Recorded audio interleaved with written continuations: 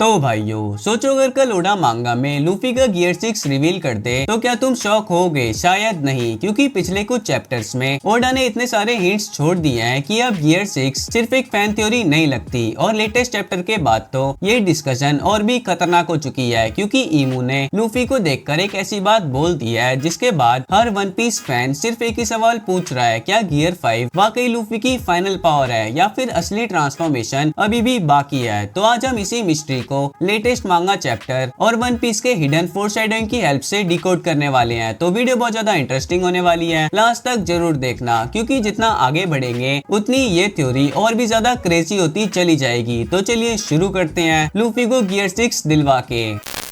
तो बात ऐसी है, वन पीस चैप्टर ने फाइनली वो मोमेंट दिखा दिया जिसका फैंस काफी सालों से इंतजार कर रहे थे। ईमू और लूफी पहली बार ऑफिशियली एक दूसरे के सामने आ गए, लेकिन जितनी हाइप इस फाइट के लिए बनी थी उससे भी ज्यादा शॉकिंग इसका रिजल्ट था। नॉर्मली जब भी लूफी गियर 5 एक्टिवेट करता है, बैटलफील्ड का पूरा एटमॉस्फेयर बदल जाता है। काइडो जैसे मॉन्स्टर को भी उसकी फाइटिंग स्टाइल समझने में टाइम लग गया था, और गोरो से भी उसकी रियलिटी बेंडिंग एबिलिटीज को देखकर सरप्राइज हो गए थे। लेकिन इस बार सिचुएशन बिल्कुल अलग थी। ईमू के एक्सप्रेशन शुरू से लेकर एंड तक ऑलमोस्ट सेम थे। लूफी ने ईमू पर गियर 5 की पावर का यूज किया, अटैक लॉन्च किए, अपनी अनप्रेडिक्टेबल फाइटिंग स्टाइल से प्रेशर बनाने की कोशिश की। लेकिन चैप्टर का फ्लो बार बार एक ही चीज दिखाता रहा कि ईमू कंट्रोल में था और लूफी रिएक्शन में। और फाइट का लास्ट मोमेंट और भी खतरनाक हो जाता है जब ईमू अपने वेपन को ट्रांसफॉर्म करके वॉइड स्वॉर्ड बना देता है और एक ही अटैक में लूफी को सीधा स्टैब कर देता है। ये सीन देखते ही एलाबेस्ता आर्क की याद आती है, जब क्रोकोडाइल ने पहली बार लूफी को इसी तरह डिफीट किया था। डिफरेंस सिर्फ इतना है कि उस वक्त लूफी एक रूकी पायरेट था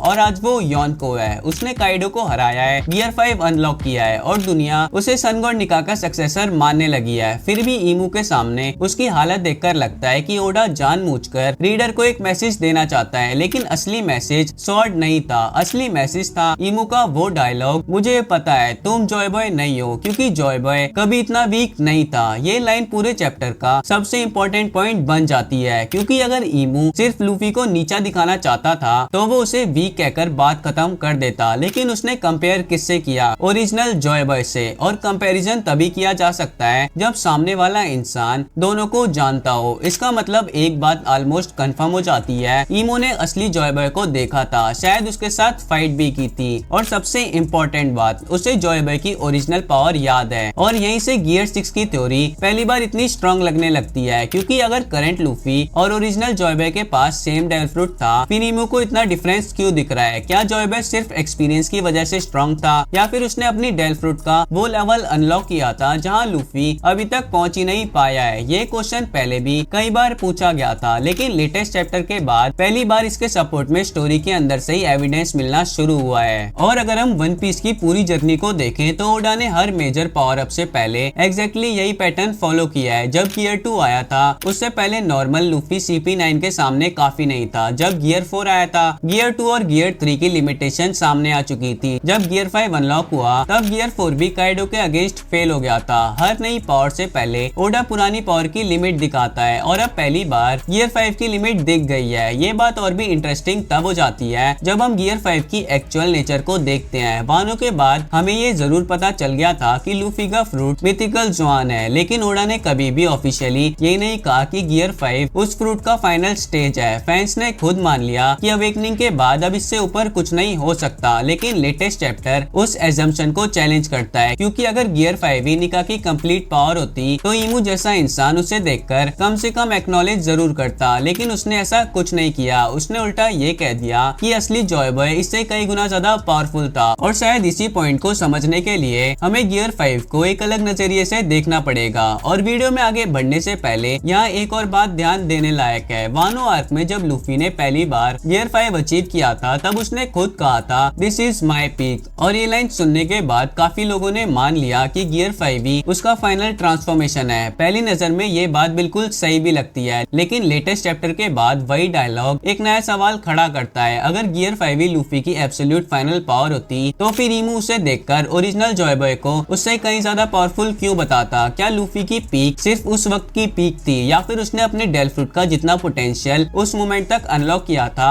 उसी की बात कर रहा था? क्योंकि एक बात हमें याद रखनी चाहिए, लूफी को आज भी अपने डेल फ्रूट के बारे में उतनी नॉलेज नहीं है जितनी शायद जॉय बॉय के पास थी। इसीलिए दिस इज माई पीक को फाइनल कंफर्मेशन मान लेना शायद थोड़ी जल्दी होगी। अब बैक टू द वीडियो आते हैं। तो अब कुछ थ्योरीज के अकॉर्डिंग गियर 5 निका का फाइनल फॉर्म नहीं है बल्कि उसका अवेकन हाइब्रिड फॉर्म हो सकता है। ये थ्योरी पहली बार सुनने में थोड़ी स्ट्रेंज लगती है, लेकिन जितना डेल फ्रूट्स के बारे में सोचते हो उतनी ही सेंस बनाती है। वन पीस में हर जुआन यूजर के 3 बेसिक स्टेजेस होते हैं, बेस फॉर्म, हाइब्रिड फॉर्म और कंप्लीट बीस्ट फॉर्म। मिथिकल जुआन्स भी इसी प्रिंसिपल को फॉलो करता है, बस उनकी एबिलिटीज नॉर्मल जुआन से काफी यूनिक होती हैं। अगर लूफी का फ्रूट भी एक मिथिकल जुआन है तो फिर एक लॉजिकल सवाल खड़ा होता है, क्या गियर 5 सिर्फ उस हाइब्रिड स्टेट को रिप्रेजेंट करता है जहां लूफी और निका की पावर एक साथ काम कर रही हैं? और अगर आंसर हाँ है तो फिर ओरिजिनल जॉय बॉय शायद उस फाइनल स्टेज तक पहुंच चुका था जहां निका की आइडेंटिटी पूरी तरह मैनिफेस्ट हो जाती है। इस थ्योरी को और इंटरेस्टिंग बनाती है लूफी की अपनी जर्नी, क्योंकि उसने कभी भी अपनी पावर को निका समझकर ट्रेन ही नहीं किया। बचपन से उसे यही बताया गया कि उसके पास रबर फ्रूट है। उसने गियर 2 से लेकर गियर 4 तक हर टेक्निक रबर बॉडी को क्रिएटिवली यूज करके बनाई। मतलब उसकी पूरी फाइटिंग स्टाइल एक गलत आइडेंटिटी के ऊपर बिल्ड हुई। अवेकनिंग के बाद उसे सिर्फ इतना पता चला कि उसका फ्रूट निका है, लेकिन उसने कभी निका की हिस्ट्री नहीं सुनी, उसकी ओरिजिनल फाइटिंग स्टाइल नहीं देखी और न ही उसे ये पता है कि जॉय बॉय ने इस फ्रूट को किस लेवल तक यूज किया था। और शायद यही करंट लूफी और ओरिजिनल जॉय बॉय के बीच सबसे बड़ा डिफरेंस है। पावर दोनों के पास एक ही हो सकती है, लेकिन उस पावर को समझने का लेवल बिल्कुल अलग है। इसी वजह से गियर 6 की थ्योरी सिर्फ एक नया ट्रांसफॉर्मेशन नहीं लगती, ये शायद उस पॉइंट की तरफ इशारा करती है जहां लूफी पहली बार अपने डेल फ्रूट की असली आइडेंटिटी को समझेगा।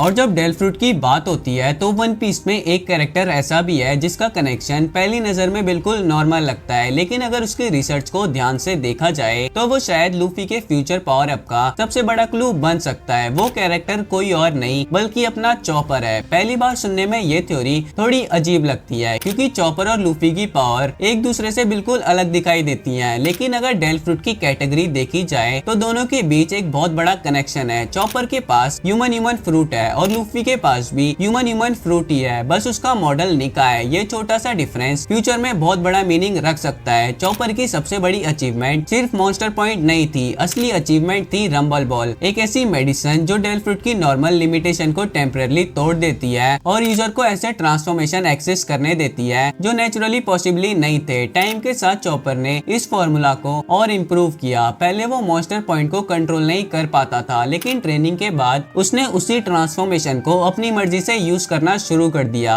इसका मतलब वन पीस की दुनिया में डेल फ्रूट की करंट लिमिट ही फाइनल लिमिट नहीं है, उसके आगे भी पॉसिबिलिटीज एग्जिस्ट करती हैं। यहीं से लूफी की थ्योरी शुरू होती है। मैं ये बिल्कुल नहीं कह रहा कि फ्यूचर में चॉपर लूफी को रंबल बॉल दे देगा और गियर 6 अनलॉक हो जाएगा। ये ओडा की राइटिंग भी नहीं लगती, लेकिन ओडा ने इतने सालों तक रंबल बॉल जैसे कॉन्सेप्ट को सिर्फ चॉपर तक लिमिटेड रखा हो, ये बात भी थोड़ी मुश्किल लगती है। शायद इसका असली पर्पस ह्यूमन फ्रूट के हिडन पोटेंशियल की तरफ हिंट देना था। अगर एक नॉर्मल ह्यूमन फ्रूट इतने सारे फॉर्म्स दिखा सकता है तो फिर एक मिथिकल ह्यूमन फ्रूट मॉडल निका की एक्चुअल लिमिट कितनी होगी? इसका आंसर शायद अभी तक किसी के पास नहीं है। इसी थ्योरी को सपोर्ट करने वाली एक और इंटरेस्टिंग बात है, जब गोरोसे ने लूफी के डेल फ्रूट के बारे में बताया था तब उन्होंने सिर्फ अवेकनिंग का मेंशन किया था। उन्होंने कभी ये नहीं कहा कि अवेकनिंग के बाद यूजर अपनी मैक्सिमम पावर तक पहुंच जाता है। फैंस ने खुद ही मान लिया कि गियर 5 ही फाइनल स्टेज है, लेकिन मांगा ने आज तक इस बात को ऑफिशियली कंफर्म नहीं किया और जब तक ओडा खुद कंफर्मेशन नहीं देता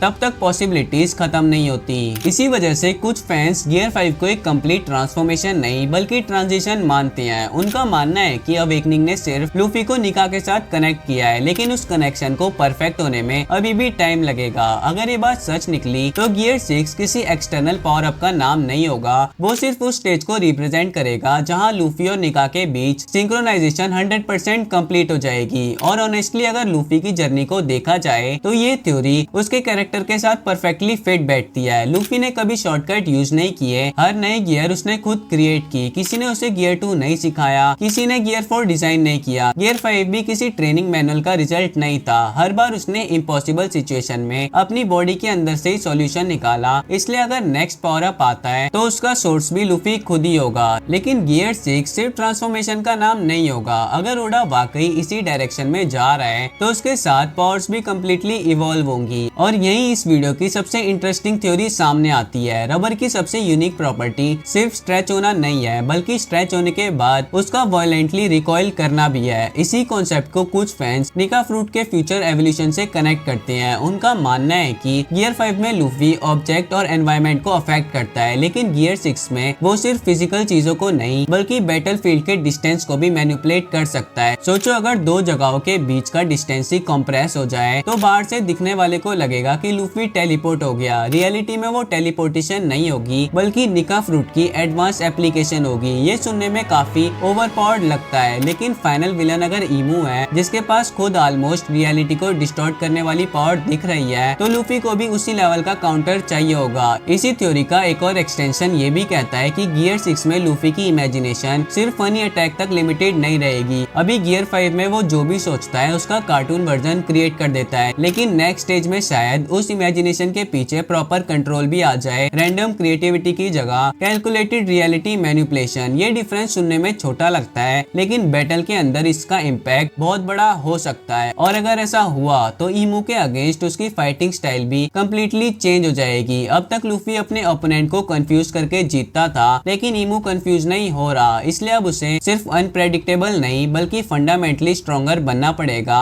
और शायद इसीलिए ओडा ने लेटेस्ट चैप्टर में गियर 5 को इतनी आसानी से डोमिनेट होता दिखाया, ताकि रीडर्स भी ये मान ले कि फाइनल बैटल करंट लूफी के लेवल से जीतना ऑलमोस्ट इम्पॉसिबल है। इसी पॉइंट पर वन पीस का एक पुराना आर्क याद आता है जिसे ओडा ने शायद फाइनल सागा के लिए ब्लूप्रिंट की तरह लिखा था। उस वक्त किसी ने उस पर ज्यादा ध्यान नहीं दिया, लेकिन आज उस आर्क के अंदर छुपे हुए सिंबल्स को देखो तो लगता है ओडा कई साल पहले ही निका और ईमू की फाइनल बैटल की ग्राउंड वर्क रख चुका था। और वो आर्क है स्काइपिया। पहली बार जब हमने स्काइपिया देखा था तब उसे बस हमने एक एडवेंचर आर्क की तरह समझा था। एनएल खुद को गॉड मानता था, लोग उससे डरते थे और जो भी उसके अगेंस्ट जाता था उसका एग्जिस्टेंस ही खत्म कर दिया जाता था। लेकिन आज अगर उसी आर्क को फाइनल सागा के पर्सपेक्टिव से देखें तो एनएल और ईमू के कैरेक्टर में काफी सिमिलरिटीज नजर आती हैं। दोनों अपने आप को सबसे ऊपर मानते हैं, दोनों का रूल फियर के ऊपर बेस्ड है और दोनों के सामने खड़ा इंसान वही है जो फ्रीडम को रिप्रेजेंट करता है। शायद इसीलिए बहुत से फैंस मानते हैं कि स्काइपिया सिर्फ एनएल की स्टोरी नहीं थी बल्कि ओडा का फ्यूचर के लिए एक हिडन फोरशैडोइंग था। इसी आर्क में एक और डिटेल थी जो उस वक्त शायद किसी ने सीरियसली नहीं ली। ओडा ने एक कलर स्प्रेड में लूफी को एंजल जैसे विंग्स के साथ ड्रॉ किया था। नॉर्मली कलर स्प्रेड को लोग सिर्फ आर्टवर्क समझकर इग्नोर कर देते हैं, लेकिन ओडा कई बार उन्हीं इलस्ट्रेशन में फ्यूचर हिंट्स छुपा देता है। और अब जब ईमू की अपीयरेंस और उसकी पावर को देखा जा रहा है तो लाइट और डार्कनेस का सिंबोलिज्म और भी स्ट्रॉन्ग होने लगता है। एक साइड पर निका है जो लिबरेशन और होप का सिंबल है, दूसरी तरफ ईमू है जो कंट्रोल और डार्कनेस को रिप्रेजेंट करता है। और अगर फाइनल बैटल इन दोनों आइडियोलॉजीज के बीच है तो गियर 6 का अपीयरेंस भी शायद इसी सिंबोलिज्म को रिफ्लेक्ट करे। इसका मतलब ये नहीं है कि लूफी के लिटरली एंजल विंग्स निकल आएंगे, हो भी सकता है और नहीं भी, लेकिन ओडा विजुअल स्टोरी टेलिंग का बहुत बड़ा फैन है, इसलिए अगर गियर 6 आता है तो उसका डिजाइन सिर्फ कूल दिखने के लिए नहीं बदलेगा। हर विजुअल चेंज के पीछे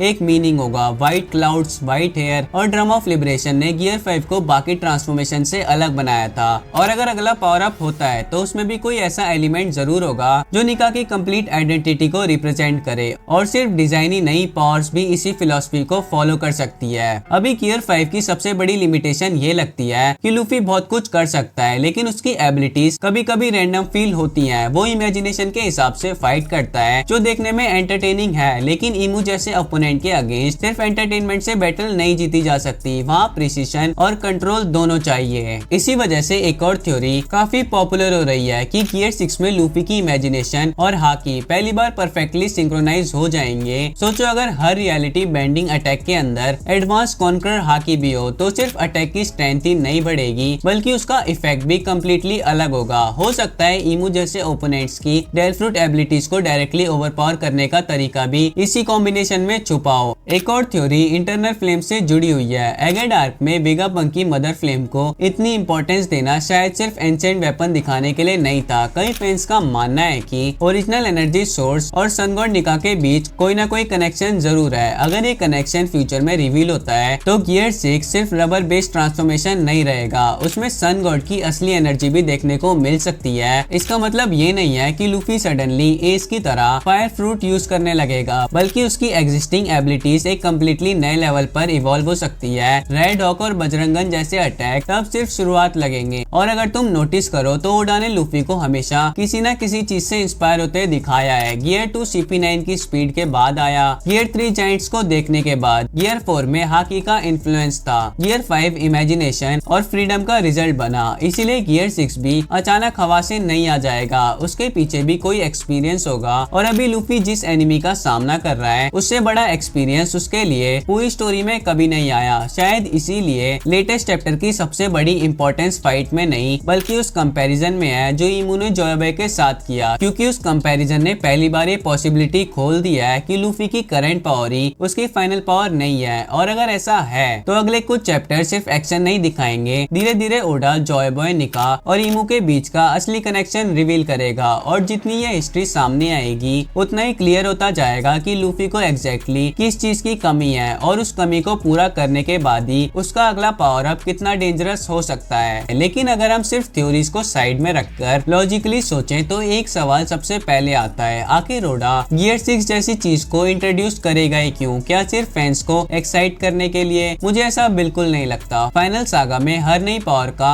एक पर्पस होना चाहिए। ईमू सिर्फ फिजिकली पावरफुल विलन नहीं है, वो वॉइड सेंचुरी का विटनेस है, वर्ल्ड गवर्नमेंट का रूलर है और शायद निका की पावर को किसी भी और कैरेक्टर से ज्यादा अच्छे से समझता है। अगर विलन के पास इतना नॉलेज है तो हीरो को सिर्फ और ज्यादा स्ट्रेंथ दे देना इनफ नहीं होगा, उसे एक ऐसी एबिलिटी चाहिए जो ईमू की अंडरस्टैंडिंग को भी चैलेंज कर सके। यहीं पर गियर 6 की कुछ और थ्योरीज काफी इंटरेस्टिंग हो जाती हैं। कुछ फैंस का मानना है कि गियर 5 रियलिटी को बेंड करता है, लेकिन गियर 6 रियलिटी के रूल्स को ही टेम्पररी रीराइट कर सकता है। सुनने में ये बहुत ओवरपावर्ड लगता है, लेकिन अगर ध्यान से देखो तो गियर 5 ने भी पहले दिन एग्जैक्टली ऐसा ही इंप्रेशन दिया था। कौन सोच सकता था कि लूफी लाइटनिंग को पकड़ लेगा या जमीन को रबर बना देगा। ओडा हमेशा पावर को एकदम नेक्स्ट लेवल पर लेकर जाता है, इसलिए गियर 6 भी सिर्फ एक और बड़ा पंच बनकर नहीं आ सकता। एक और थ्योरी जो मुझे पर्सनली काफी इंटरेस्टिंग लगती है वो है स्टेमिना की। गियर 5 की सबसे बड़ी वीकनेस हम ऑलरेडी देख चुके हैं, लूफी बहुत जल्दी एग्जॉस्ट हो जाता है। फाइट के बीच उसका बॉडी ओल्ड एज जैसा दिखने लगता है और उससे अपना हार्ट बीट फोर्सफुली रिस्टार्ट करना पड़ता है। अगर ये वीकनेस फाइनल बैटल में भी रही तो ईमू जैसे एनिमी के अगेंस्ट ये बहुत डेंजरस साबित हो सकती है। इसलिए हो सकता है नेक्स्ट पावर अप स्ट्रेंथ से पहले इसी लिमिटेशन को सॉल्व करे। जब यूजर और डेलफ्रूट का सिंक्रोनाइजेशन कंप्लीट हो जाता है तो नेचुरली एनर्जी कंजप्शन भी कम हो सकती है। इसी वजह से कुछ लोग गियर 6 को परफेक्ट निका स्टेट भी बोलते हैं, यानी एक ऐसा स्टेज जहां लूफी को अपनी पावर को मेंटेन करने के लिए स्ट्रगल ही ना करना पड़े। ड्रम ऑफ लिबरेशन उसके हार्ट बीट का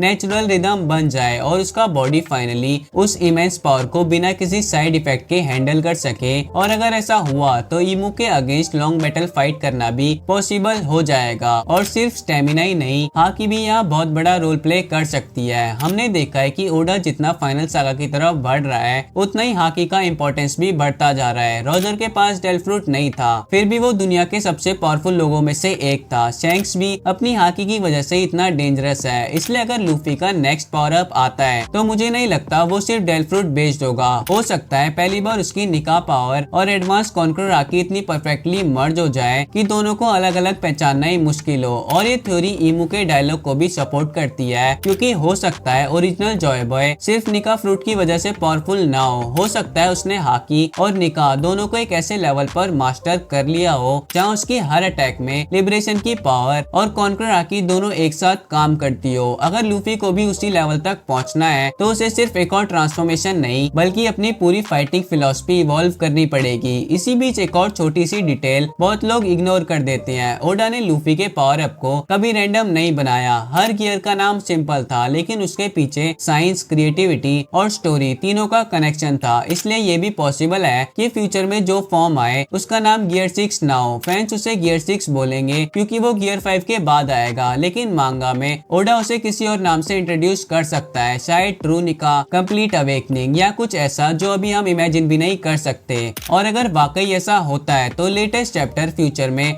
और भी इम्पोर्टेंट बन जाएगा, क्योंकि हिस्ट्री में लोग शायद इसी चैप्टर को याद रखेंगे जहां पहली बार ओडा ने रीडर्स को इनडायरेक्टली बताया था कि करंट लूफी और ओरिजिनल जॉय बॉय के बीच अभी भी एक गैप एग्जिस्ट करता है और जब तक वो गैप खत्म नहीं होता तब तक फाइनल बैटल का असली विनर डिसाइड होना भी मुश्किल है। शायद इसीलिए लेटेस्ट चैप्टर का सबसे इम्पोर्टेंट मूवमेंट लूफी का गिरना नहीं था, बल्कि ईमू का उसे जॉय बॉय के साथ कंपेयर करना था। ओडा चाहता तो चैप्टर सिर्फ लूफी के स्टैब होने पर भी खत्म कर सकता था, लेकिन उसने उसके बाद वो डायलॉग ऐड किया और ओडा जब भी किसी डायलॉग को इतनी इंपॉर्टेंस देता है उसका पे ऑफ फ्यूचर में जरूर मिलता है। इसी वजह से मुझे लगता है कि अगले कुछ चैप्टर में फोकस सिर्फ एक्शन पर नहीं होगा, धीरे धीरे जॉय बॉय की हिस्ट्री, ईमू का पास्ट और निका के बारे में और इन्फॉर्मेशन सामने आएगी, क्योंकि बिना उस हिस्ट्री को समझे लूफी का नेक्स्ट पावर अप दिखाना स्टोरी के हिसाब से कंप्लीट फील नहीं होगा। ओडा पहले हमेशा रीजन देता है, उसके बाद रिवॉर्ड, और अगर हम फाइनल सागा के स्केल को देखें तो एक बात और क्लियर होती है, लूफी की फाइट अब सिर्फ पायरेट किंग बनने के लिए नहीं रही। अब उसके सामने वो इंसान खड़ा है जिसने लगभग 800 साल तक दुनिया को कंट्रोल किया, इसलिए उसकी नेक्स्ट पावर भी सिर्फ एक इंडिविजुअल एनिमी को हराने के लिए नहीं बल्कि पूरी दुनिया को फ्रीडम देने के कॉन्सेप्ट को रिप्रेजेंट करेगी। निका को सन गॉड इसलिए नहीं कहा जाता था क्योंकि वो सबसे पावरफुल है, बल्कि इसलिए क्योंकि वो लोगों के चेहरों पर मुस्कान वापस लाता है। हो सकता है ओडा इसी सिंबोलिज्म को गियर 6 या उसके इक्विवेलेंट फॉर्म के थ्रू और भी स्ट्रांगली दिखाए। एक और पॉसिबिलिटी जिसे इग्नोर नहीं किया जा सकता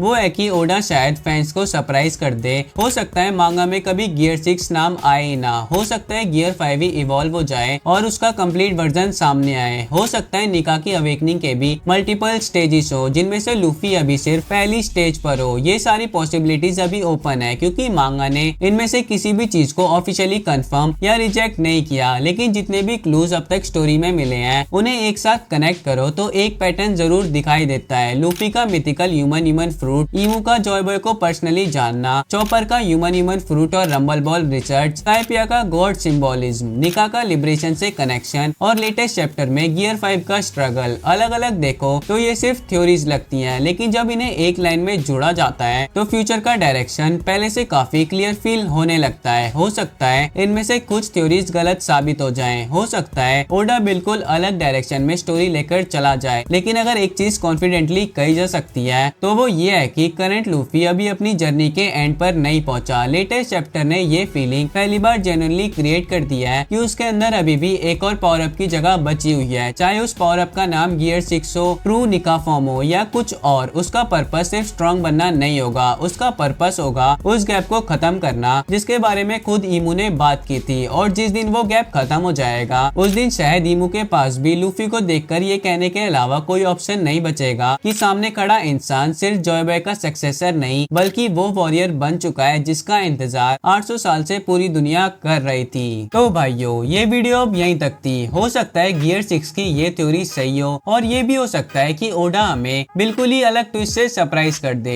तुम सबका क्या मानना है गियर 6 को लेके कमेंट में जरूर बताना। तो वीडियो पसंद आई हो तो चैनल को सब्सक्राइब कर देना और लाइक करना मत भूलना। मिलते हैं नेक्स्ट वीडियो में। सायोनारा।